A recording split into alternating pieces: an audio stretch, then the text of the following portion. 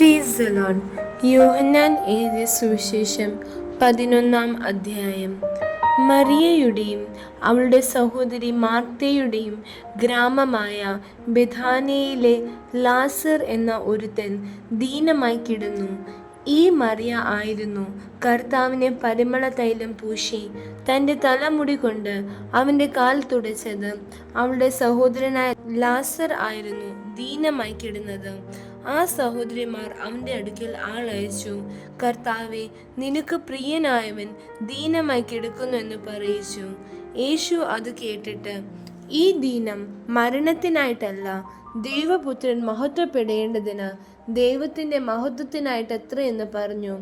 യേശു മാർത്തയും അവളുടെ സഹോദരിയെയും ലാസറിനെ സ്നേഹിച്ചു. എന്നിട്ടും അവൻ ദീനമായി കിടക്കുന്നു എന്ന് കേട്ടാറെ താൻ അന്ന് ഇരുന്ന സ്ഥലത്ത് 2 ദിവസം പാർത്തു. അതിൻ്റെ ശേഷം അവൻ ശിഷ്യന്മാരോട്, നാം വീണ്ടും യഹൂദയിലേക്ക് പോക എന്ന് പറഞ്ഞു. ശിഷ്യന്മാർ അവനോട്, റബ്ബി, യഹൂദന്മാർ ഇപ്പോൾ തന്നെ നിന്നെ കല്ലെറിവാൻ ഭാവിച്ചുവല്ലോ, നീ പിന്നെയും അവിടെ പോകുന്നു എന്ന് ചോദിച്ചു. അതിന് യേശു, പകലിന് 12 മണി നേരമില്ലയോ? പകൽ സമയത്ത് നടക്കുന്നവൻ ഈ ലോകത്തിൻ്റെ വെളിച്ചം കാണുന്നത് കൊണ്ട് ഇടറുന്നില്ല. രാത്രിയിൽ നടക്കുന്നവനോ അവന് വെളിച്ചമില്ലായ്ക കൊണ്ട് ഇടറുന്നു എന്നുത്തരം പറഞ്ഞു. ഇത് പറഞ്ഞിട്ട് അവൻ, നമ്മുടെ സ്നേഹിതനായ ലാസർ നിദ്ര കൊള്ളുന്നു, എങ്കിലും ഞാൻ അവനെ ഉണർത്തുവാൻ പോകുന്നു എന്ന് അവരോട് പറഞ്ഞു. ശിഷ്യന്മാർ അവനോട്, കർത്താവെ, അവൻ നിദ്ര കൊള്ളുന്നു എങ്കിൽ അവന് സൗഖ്യം വരും എന്ന് പറഞ്ഞു. യേശുവോ അവൻ്റെ മരണത്തെക്കുറിച്ച് ആയിരുന്നു പറഞ്ഞത്. ഉറക്കം എന്ന നിദ്രയെക്കുറിച്ച് പറഞ്ഞു എന്ന് അവർക്ക് തോന്നിപ്പോയി. അപ്പോൾ യേശു സ്പഷ്ടമായി അവരോട്, ലാസർ മരിച്ചുപോയി, ഞാൻ അവിടെ ഇല്ലാഞ്ഞതുകൊണ്ട് നിങ്ങളെ വിചാരിച്ച് സന്തോഷിക്കുന്നു. നിങ്ങൾ വിശ്വസിപ്പാൻ ഇടയാകുമല്ലോ. എന്നാൽ നാം അവൻ്റെ അടുക്കൽ പോവുക എന്ന് പറഞ്ഞു. ദിദിമോസ് എന്നു പേരുള്ള തോമസ് സഹശിഷ്യന്മാരോട്, അവനോട് കൂടെ മരിക്കേണ്ടതിന് നാമും പോവുക എന്ന് പറഞ്ഞു. യേശു അവിടെ എത്തിയപ്പോൾ അവനെ കല്ലറയിൽ വച്ചിട്ട് 4 ദിവസമായി എന്ന് അറിഞ്ഞു. ബെഥാനിയ യെരുശലേമിനരികെ ഏകദേശം 2 നാഴിക ദൂരത്തായിരുന്നു. മാർത്തയും മറിയയും സഹോദരനെ കുറിച്ച് ആശ്വസിപ്പിക്കേണ്ടതിന് പല യഹൂദന്മാരും അവരുടെ അടുക്കൽ വന്നിരുന്നു. യേശു വരുന്നു എന്ന് കേട്ടിട്ട് മാർത്ത അവനെ എതിരേൽപ്പാൻ ചെന്നു. മറിയയോ വീട്ടിലിരുന്നു. മാർത്ത യേശുവിനോട്, കർത്താവേ, നീ ഇവിടെ ഉണ്ടായിരുന്നുവെങ്കിൽ എൻ്റെ സഹോദരൻ മരിക്കയില്ലായിരുന്നു. ഇപ്പോഴും നീ ദൈവത്തോട് എന്ത് അപേക്ഷിച്ചാലും ദൈവം നിനക്ക് തരും എന്ന് ഞാൻ അറിയുന്നു എന്ന് പറഞ്ഞു. യേശു അവളോട്, നിന്റെ സഹോദരൻ ഉയർത്തെഴുന്നേൽക്കുമെന്ന് പറഞ്ഞു. മാർത്ത അവനോട്, ഒടുക്കത്തെ നാളിലെ പുനരുത്ഥാനത്തിൽ അവൻ ഉയർത്തെഴുന്നേൽക്കുമെന്ന് ഞാൻ അറിയുന്നു എന്ന് പറഞ്ഞു. യേശു അവളോട്, ഞാൻ തന്നെ പുനരുത്ഥാനവും ജീവനുമാകുന്നു. എന്നിൽ വിശ്വസിക്കുന്നവൻ മരിച്ചാലും ജീവിക്കും. ജീവിച്ചിരുന്ന് എന്നിൽ വിശ്വസിക്കുന്നവൻ ആരും ഒരു നാളും മരിക്കയില്ല.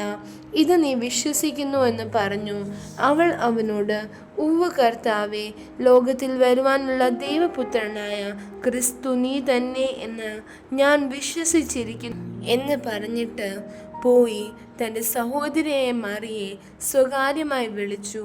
ഗുരു വന്നിട്ടുണ്ട്, നിന്നെ വിളിക്കുന്നു എന്ന് പറഞ്ഞു. അവൾ കേട്ട ഉടനെ എഴുന്നേറ്റ് അവൻ്റെ അടുക്കൽ വന്നു. യേശു അതുവരെ ഗ്രാമത്തിൽ കടക്കാതെ മാർത്ത അവനെ എതിരേറ്റ സ്ഥലത്തു തന്നെ ആയിരുന്നു. വീട്ടിൽ അവളോടുകൂടെ ഇരുന്ന് അവളെ ആശ്വസിപ്പിക്കുന്ന യഹൂദന്മാർ മറിയ വേഗം എഴുന്നേറ്റ് പോകുന്നത് കണ്ടിട്ട് അവൾ കല്ലറയ്ക്കൽ കരവാൻ പോകുന്നു എന്ന് വിചാരിച്ച് പിൻചെന്നു. യേശു ഇരിക്കുന്നിടത്ത് മറിയ എത്തി അവനെ കണ്ടിട്ട് അവൻ്റെ കാൽക്കൽ വീണു. കർത്താവേ, നീ ഇവിടെ ഉണ്ടായിരുന്നുവെങ്കിൽ എൻ്റെ സഹോദരൻ മരിക്കയില്ലായിരുന്നു എന്ന് പറഞ്ഞു. അവൾ കരയുന്നതും അവളോട് കൂടെ വന്ന യഹൂദന്മാർ കരയുന്നതും യേശു കണ്ടിട്ട് ഉള്ളം നൊന്തു കലങ്ങി അവനെ വച്ചത് എവിടെയെന്ന് ചോദിച്ചു. കർത്താവേ, വന്ന് കാണുക എന്ന് അവർ അവനോട് പറഞ്ഞു. യേശു കണ്ണുനീർ വാർത്തു. ആകയാൽ യഹൂദന്മാർ കണ്ടു അവനോട് എത്ര പ്രിയം ഉണ്ടായിരുന്നു എന്ന് പറഞ്ഞു. ചിലരോ, കുരുടൻ്റെ കണ്ണ് തുറന്ന ഇവനെയും മരിക്കാതാക്കുവാൻ കഴിഞ്ഞില്ലയോ എന്ന് പറഞ്ഞു. യേശു പിന്നെയും ഉള്ളം നൊന്ത് കല്ലറക്കിലെത്തി. അതൊരു ഗുഹയായിരുന്നു. ഒരു കല്ലും അതിന്മേൽ വച്ചിരുന്നു. കല്ല് നീക്കുവിൻ എന്ന് യേശു പറഞ്ഞു. മരിച്ചവന്റെ സഹോദരിയായ മാർത്ത, കർത്താവേ, നാറ്റം വച്ചു തുടങ്ങി, 4 ദിവസമായല്ലോ എന്ന് പറഞ്ഞു. യേശു അവളോട്, വിശ്വസിച്ചാൽ നീ ദൈവത്തിന്റെ മഹത്വം കാണും എന്ന് ഞാൻ നിന്നോട് പറഞ്ഞില്ലയോ എന്ന് പറഞ്ഞു. അവർ കല്ല് നീക്കി. യേശു മേലോട്ട് നോക്കി, പിതാവേ, നീ എൻ്റെ അപേക്ഷ കേട്ടതിനാൽ ഞാൻ നിന്നെ വാഴ്ത്തുന്നു. നീ ഇപ്പോഴും എൻ്റെ അപേക്ഷ കേൾക്കുന്നു എന്ന് ഞാൻ അറിഞ്ഞിരിക്കുന്നു. എങ്കിലും നീ എന്നെ അയച്ചു എന്ന് ചുറ്റും നിൽക്കുന്ന പുരുഷാരം വിശ്വസിക്കേണ്ടതിന് അവരുടെ നിമിത്തം ഞാൻ പറയുന്നു എന്ന് പറഞ്ഞു. ഇങ്ങനെ പറഞ്ഞിട്ട് അവൻ, ലാസറെ, പുറത്തു വരിക എന്ന് ഉറക്കെ വിളിച്ചു. മരിച്ചവൻ പുറത്തു വന്നു. അവൻ്റെ കാലും കൈയും ശീല കൊണ്ട് കെട്ടിയും മുഖം റൂമാൽ കൊണ്ട് മൂടിയും ഇരുന്നു. അവൻ്റെ കെട്ട് അഴിപ്പീൻ, അവൻ പോകട്ടെ എന്ന് യേശു അവരോട് പറഞ്ഞു. മറിയയുടെ അടുക്കൽ വന്ന യഹൂദന്മാരിൽ പലരും അവൻ ചെയ്തത് കണ്ടിട്ട് അവനിൽ വിശ്വസിച്ചു. എന്നാൽ ചിലർ പരീശന്മാരുടെ അടുക്കൽ പോയി യേശു ചെയ്തത് അവരോട് അറിയിച്ചു. മഹാപുരോഹിതന്മാരും പരീശന്മാരും സംഘം കൂടി, നാം എന്തു ചെയ്യേണ്ടു? ഈ മനുഷ്യൻ വളരെ അടയാളങ്ങൾ ചെയ്യുന്നുവല്ലോ. അവനെ ഇങ്ങനെ വിട്ടയച്ചാൽ എല്ലാവരും അവനിൽ വിശ്വസിക്കും. റോമാക്കാരും വന്ന് നമ്മുടെ സ്ഥലത്തെയും ജനത്തെയും എടുത്തു കളയും എന്ന് പറഞ്ഞു.